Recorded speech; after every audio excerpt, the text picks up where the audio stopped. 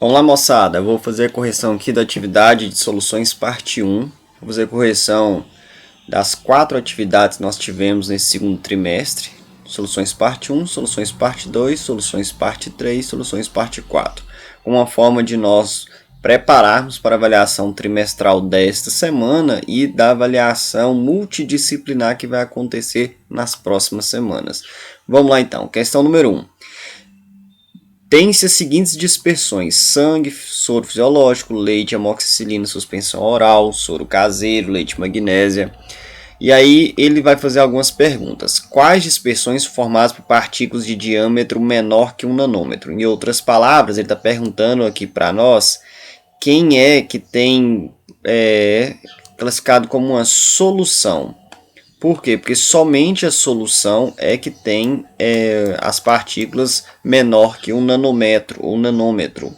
Então, quem seriam aqui as respostas? Seriam as respostas soro caseiro e nós teríamos também aqui o soro fisiológico. As outras ou são colóides ou são suspensão. Tranquilo? Bom, vamos lá. Letra B. Quais dispersões são formadas por partículas que podem ser vistas a olho nu? Então ele está perguntando para nós quem é uma suspensão, porque a suspensão é que é possível ser vista a olho nu, sem exigência de equipamento. Então as respostas aqui seria a amoxicilina suspensão oral, no próprio nome dela traz a resposta, suspensão oral, e nós teríamos o leite magnésia, que aqui é o hidróxido de magnésio.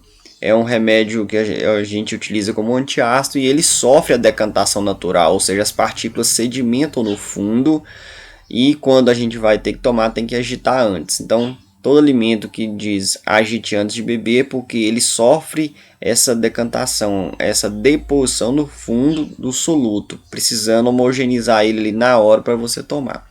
Então, tá aí essa resposta da letra B para suspensão. Beleza? Letra C. Quais são as partículas que não são retidas por filtro comum, mas por ultrafiltro? Então ele está querendo saber quem é aí os colóides. Então sobrou duas alternativas que nós não marcamos eles até agora. Então quem é colóide aqui é o sangue e o leite. Ambas têm partículas pequenas que precisam de equipamentos para serem visualizadas, que no caso a gente pode utilizar uma ultracentrífuga para ver esse processo de deposição no fundo, que a chama de decantação ou precipitação, e a gente consegue ver o soluto visualmente, ou usar um ultramicroscópio, que é um microscópio um pouco mais avançado que o comum. Aí a gente consegue visualizar as partículas, tá certo? Então tanto o sangue quanto o leite são classificados como colóide. Esse leite aqui é um pouco controverso por causa do seguinte: se for o leite que vem de caixinha, onde você pode perceber que ele não tem as pelotas de gordura, é esse o leite que nós estamos tratando, aquele leite de caixinha. Porque os outros leites, aqueles que vêm direto da roça, sem fazer o processo de pasteurização, às vezes a olho nu você consegue ver partículas de gordura amarelinhas em cima do leite, tá? Então aí se consegue ver, a gente já não classificaria como colóide. Então esse leite dessa questão é um leite que ele vem branquinho, tá? Onde você consegue visualizar só com a ajuda de equipamento, tranquilo. Então, questão número 2. Faça a correspondência, solução verdadeira, solução coloidal e suspensão. Vamos lá. Suas partículas podem ser separadas por ultrafiltro. Quais são as partículas que podem ser separadas por ultrafiltro? Ele está querendo dizer aqui que é a solução coloidal ou colóide. Mas, com toda certeza, nós também teríamos aqui a capacidade de ultrafiltro separar a suspensão. Tudo bem. Mas aqui a gente entende que o exercício ele quer a melhor resposta. Quais que são necessárias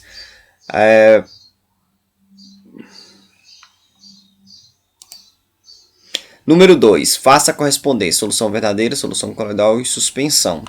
Então, letra A. Suas partículas podem ser separadas por ultrafiltro. Solução verdadeira não, solução coloidal. Ele quer que você marque solução coloidal. Ah, professor, mas suspensão não poderia? Até poderia, mas ninguém utilizaria um ultrafiltro para separar a suspensão, tá? Então aqui a gente está em busca da melhor resposta.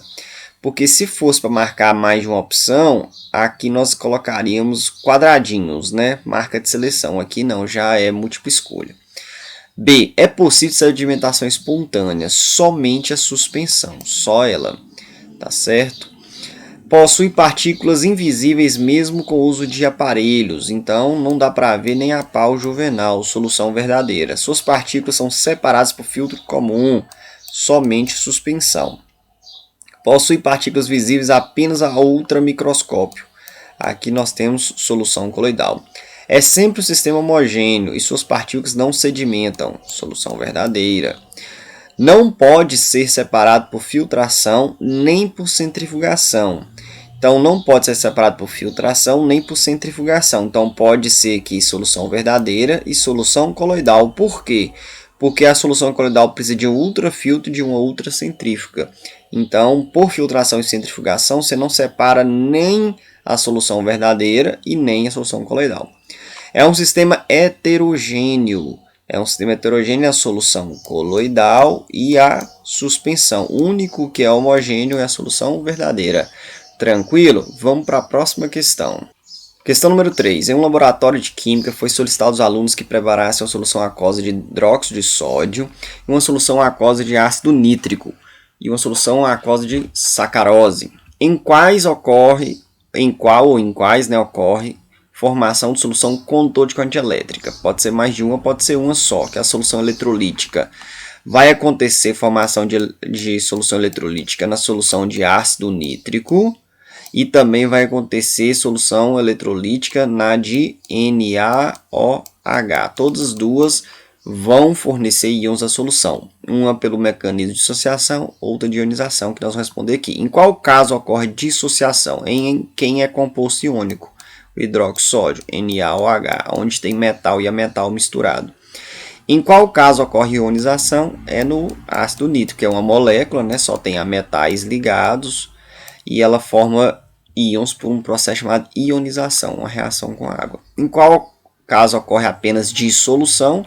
É a sacarose, né? Ela é uma molécula e não é um ácido. Ela comporta-se como o padrão de uma molécula, que é não fornecer íons. Somente o ácido nítrico, os ácidos, né? Que são moléculas, de forma geral, os ácidos, né, são as moléculas desobedientes, elas formam íons. Escreva a equação química representando cada um desses processos, dissociação, ionização e dissociação. Vamos lá então. Dissociação, nós temos aqui ó, o NaOH, ele está no estado sólido, ele vai ser colocado em água, vou escrever aqui a molécula de água na frente, e aí vai formar Na+, aquoso mais OH-. Pronto. Essa aqui é a equação de dissociação da soda cáustica ou do hidroxódio. Agora, eu quero o processo de ionização. Eu estou fazendo fora da ordem, né? Porque aqui... Ah, não, tá certo. Dissociação, tá certo. Então, vamos lá para dissolução. Ou seja... onde só tem... Eita ferro, que confusão que eu fiz agora.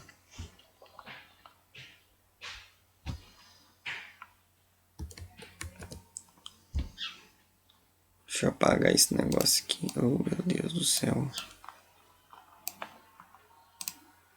Pronto, fiz a de dissociação, que é a resposta do item 2. Vamos para o item 3, depois a gente faz por último o item 1. Ele quer agora o processo de ionização. E aí é o ácido, no caso o ácido nítrico, HNO3. É um ácido no estado líquido. Não precisa preocupar muito com o estado físico aqui não, tá? O intuito aqui é saber se você consegue desmembrar em íons de forma correta. Então tá aí H mais aquoso, mais o restante da molécula que vai ficar com a carga negativa. NO3 menos aquoso. Perfeito.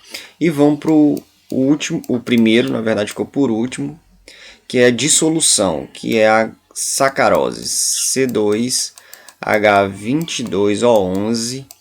Ela é molécula de açúcar, que vem da cana de açúcar, sacarose. Então, ela sólida, colocou dentro da água, não vai formar íons. Então, o que eu faço? Eu copio novamente a fórmula, C12H22O11. Nesse caso aqui específico foi realmente muito importante colocar os estados físicos, tá? Porque aqui você mostra o efeito que aconteceu, de sólido passou para aquoso. Sim, os estados físicos é bom ser colocados, tá bom?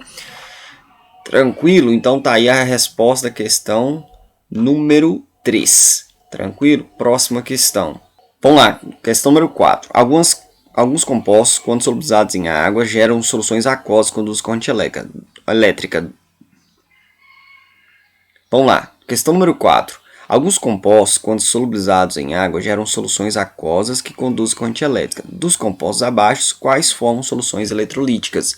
Então, nós vamos marcar todos os compostos iônicos. Tem metal e ametal. Então, tá aqui, ó, sulfato de sódio, sacarose não, oxigênio não, nitrato de potássio sim, porque ele é um composto iônico, ácido acético por enquanto não é um composto iônico e cloreto de sódio. Pronto, os 3 compostos iônicos estão marcados, porque ao colocar em água sofre dissociação. Agora, as moléculas que classificam como ácido, o oxigênio não, sacarose não e o ácido acético sim. O ácido fraco ele vai formar uma solução eletrolítica? Vai. É uma boa solução eletrolítica? Não, porque ele é um ácido fraco. Mas, como ele sofre ionização, a água que ele vai estar dentro formando a solução aquosa vai conseguir conduzir corrente elétrica, porque vai ter íons nessa água de H+, e CH3CO-, tá? Vai ter íons positivos e negativos, tranquilo? Então com isso nós finalizamos as soluções parte 1, atividade, onde tínhamos 4 questões, tá? Aqui eu clicaria em enviar. Então te vejo na próxima videoaula. Até mais, tchau, tchau.